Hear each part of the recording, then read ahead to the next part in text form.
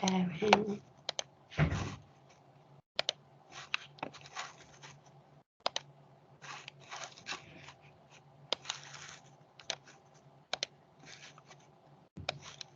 Okay, and hopefully you can all see that now. We could, but it's gone. Oh, there you go. On now. You can see it. Good. Okay, good. Thank you for letting me know. Perfect. Right. Hello. So this maths workshop today is completely focused on foundation stage, but I will be talking about a couple of things that will be useful for moving into year one as well. So throughout this session, we're going to be looking at the vision and aim for maths at school. We're going to be looking at mastery maths, which is the approach we take at Westcott within our maths lessons. We're going to be looking at what maths looks like throughout the day for your children. So when you say, oh, what have you done at school today? And they say nothing, you can say, well, I know you've done this, and so on.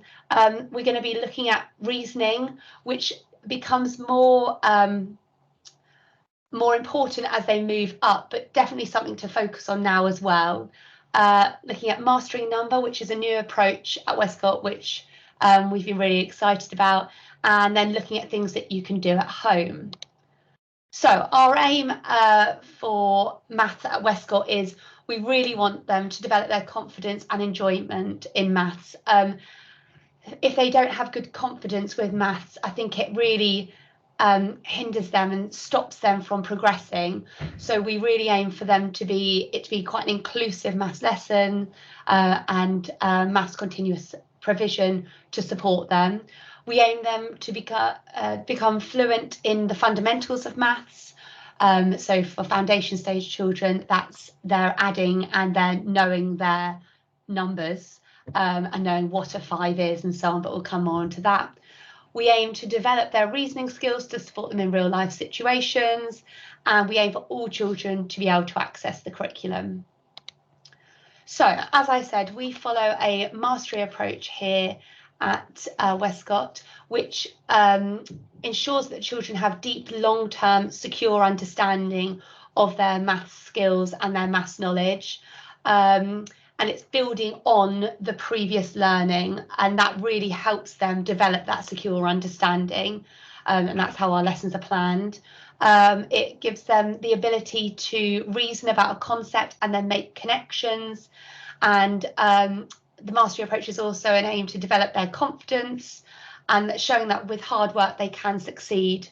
So across the school, maths is taught in mixed ability whole group sessions where the focus is on all children working together on the same lesson content at the same time. So this ensures that all children can master the concepts that they're being taught before moving on to the next part of the curriculum sequence.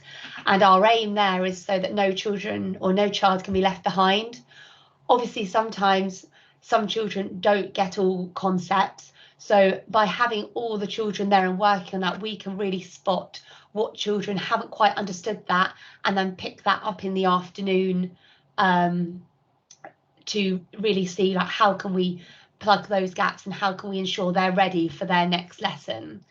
The concepts are built on in small logical steps and are explored through clear mathematical models and images. So I know at the beginning of the year, the children were all looking at puzzles and patterns within maths, and then they moved on to number. So without having that secure understanding of a pattern, of a puzzle, they're not going to understand that number really is just one big pattern. There's so many patterns within it. Right, and what does maths look like at Westcott? So in Foundation Save, they have 5 carpet sessions a week, and that's generally done after lunch. And then they have maths activities out with the children's continuous provision. So they have access to maths all day, every day, and that's changed daily to do with they're going to be taught in their maths lesson. that really gives the children the opportunity to, you know, do that activity first thing in the morning, but then also do it again later in the day, where maybe they've got a little bit better, they've got a little bit more confident, they've got some more knowledge that they can then include in that continuous provision. So having it there all day for them is so beneficial.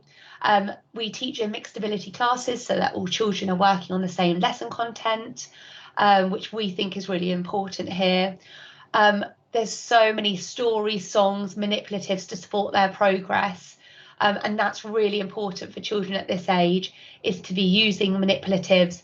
So say, for example, if they're focusing on the number 3, they're not just seeing 3 as a squiggle on a page. They need to know that 3 means 3 things, 3 objects, 3 things you can pick up. They need to know those skills. And we really aim to have very vocabulary rich lessons. I know the year 1s that have just come up have really good vocab with maths, and they were saying to me, oh, well, I'm subitizing now, and that means obviously them being able to see that that's 5 without counting. If they had, you know, a picture with 5 cats on it, they don't need to say 1, 2, 3, 4, 5. They can just see 5, and using that language really shows they've got that good understanding. So that starts right from foundation stage, and they'll be using all that sort of language right now to help them for when they access Key Stage 1 curriculum. This is a little diagram to do with the reasoning. Reasoning is really important because it enables us to know, and you to know, that the child has actually understood the concept that they've been taught. So saying to them, if they say, oh, that there's 5 there, so they say, oh, how did you know that? Those sorts of questions, and then them hopefully responding with, I know that because I noticed that. So it's those sorts of things that we really want them to achieve when they're reasoning their answers. And that, again, like I just said, starts from foundation stage but moves through the Key Stage 1 curriculum, and in year 2 is quite a prevalent part of their curriculum, where we have reasoning challenges quite regularly to ensure that they can transfer their skills from just, you know, being able to do a sum to being able to use that in a real life situation. So Mastering Number. Mastering Number is new to our school, and we started it just after October half term. It's a 15-minute session that happens 4 times a week, and it's separate to our maths lesson. So foundation stages do theirs just before lunch. This is just really enabling them to ensure they have their maths fluency skills really embedded. So we focus on really small parts of the curriculum and embed those skills. Yeah, like I said, ensuring that that number knowledge is so secure and the fluency skills are so secure, because without those skills embedded, they'll not be able to move on to the next part of their learning. The sessions use a range of manipulatives to support the children, and the main one being a Rec and Rec, which is like an abacus.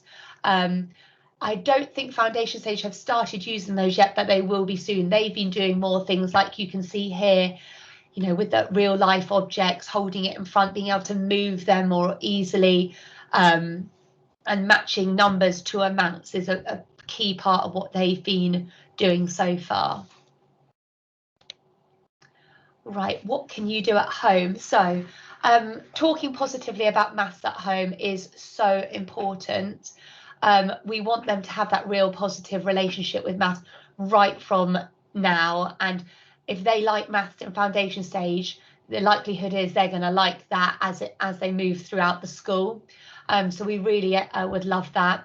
There's a great app called the White Rose 1 Minute app, which is aimed at all different year groups, that would be really good focusing on their numbers 1 to 10 for foundation stage. And there's little activities, little games that you can access on there. Making the most of shopping trips and outings. You know, what numbers can you see on your way to school? Those sorts of things are really important, and just making sure your maths is a part of everyday life, so they know it's not just something that happens in school. Problem solving opportunities are great: cooking, sharing toys, cutting food.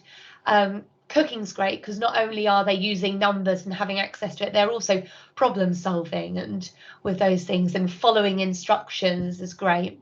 Having that growth mindset approach, so that's if they say, oh, I can't do this, saying, well, you can't do it yet, we just need to work a little bit on it, and then you'll be able to. It's a really important approach to have, and something that's really instilled throughout our school. Questioning, which will lead to the reasoning. How do you know that? Convince me that that's number 5. How many are here? What makes number 5? That's all the sort of questions they're going to be asked in school. So it'd be great if those sort of questions are asked at home as well.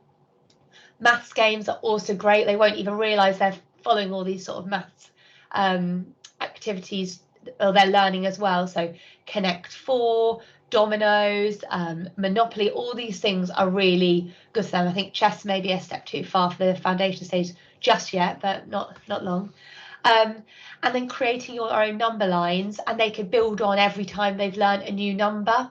So asking them, what numbers have you learned? Let's make a little number line, and it's showing them that the order that the numbers come in. Maybe they could do some dots under their number lines. All those things will be really useful. Here are just some lovely pictures from our maths lessons. It's shown they're using the counters. They're not just doing, they're not writing numbers just like that. They're doing paint, they're doing stamps and so on. They've got on the left here, we've got somebody with showing 1 and then 4 in red. So that's showing what makes 5. So it's doing those sorts of things all the time, and even looking at part whole models there in the middle. Right, I'm just going to stop recording.